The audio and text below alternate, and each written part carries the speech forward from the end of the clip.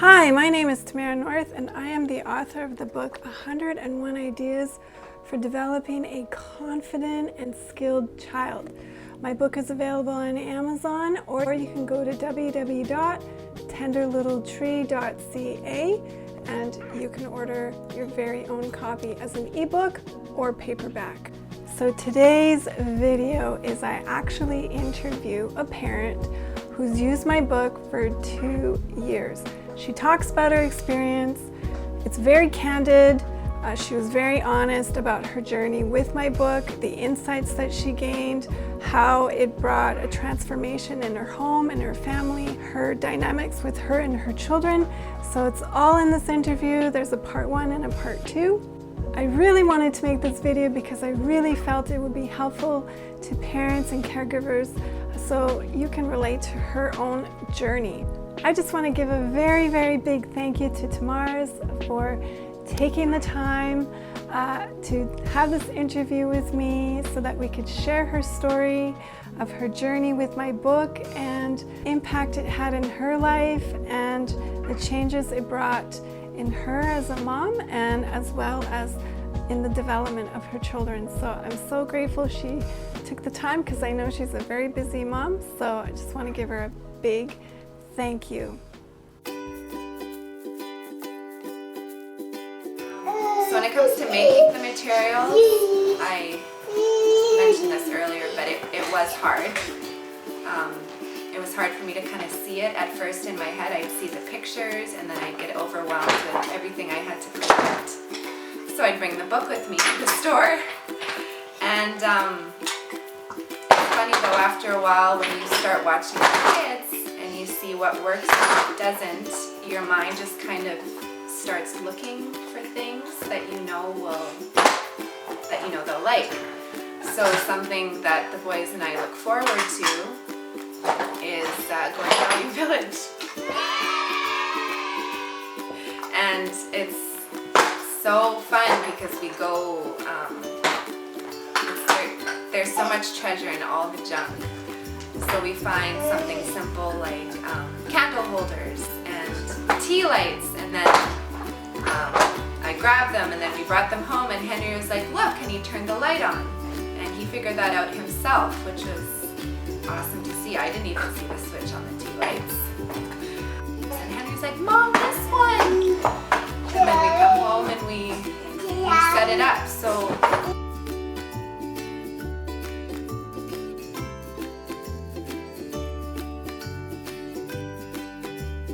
not a regimented rule, the materials, it's an idea, and then you base it off of your kids' personalities, and that's when you really start to see them grow, and it starts to become exciting. It's an adventure. Tamara shares the beginning journey of how she started to try and recreate some of the learning materials from my book. She mentions that she was struggling a little bit in the beginning. I think that's totally normal with anything that you're learning that's new. You're going to have a little bit of that learning curve, but she pulled through it. It's so interesting that she decided to take my book with her while she was shopping to kind of look at the pages and then look at where she's shopping and then kind of use that to go, okay, this looks familiar, that looks familiar, and then she used that as like an index to start putting these learning materials together. But as you can see, her confidence grows and she starts to describe her journey in that there's an awareness that she starts to develop. Mentions the part about how you start to know your child and their personality and their interest.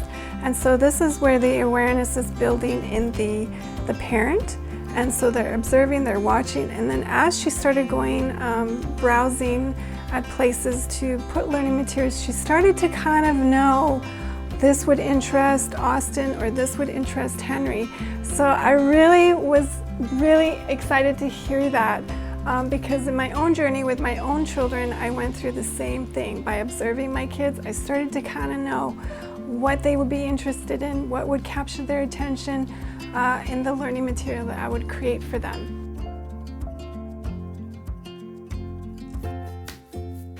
So when it comes to the kids working with the materials, some days honestly it's hit and miss.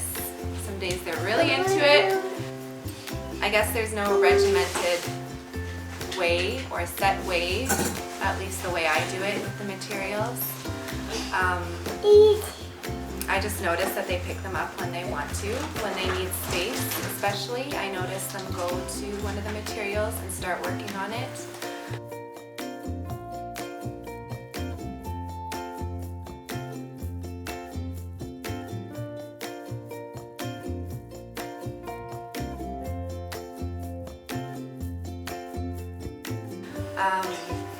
Another thing I noticed is that my oldest, he put one together himself.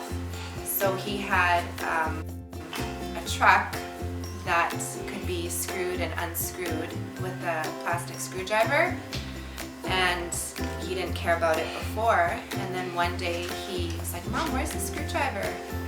And we found it, and then he grabbed the truck, sat down on the floor, unscrewed it, screwed it all together, unscrewed it, screwed it together again, and he did it a couple of times, just sat there figuring it out, and he came up with that on his own. So yeah, it's just, for me in my house, the materials are here to keep them busy and to give them needed space if they need it. I love it when they are used, and it really helps when they need space, because sometimes kids need space too from each other.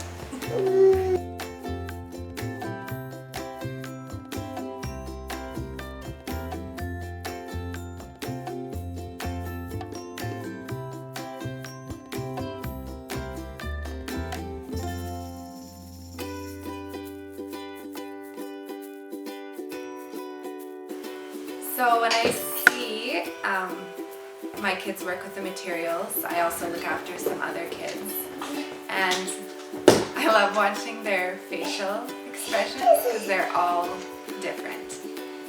So when I notice when Henry sits down and he does an activity and he's really into it, his eyes will get really intense and he'll stick out his tongue until he gets it.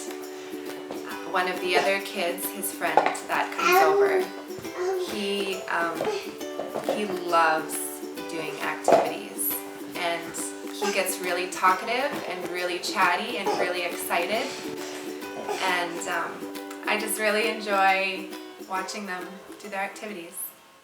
It was really, really actually so sweet to see Tamaris's reaction when I asked her what did she observe when she saw her children working with the learning materials.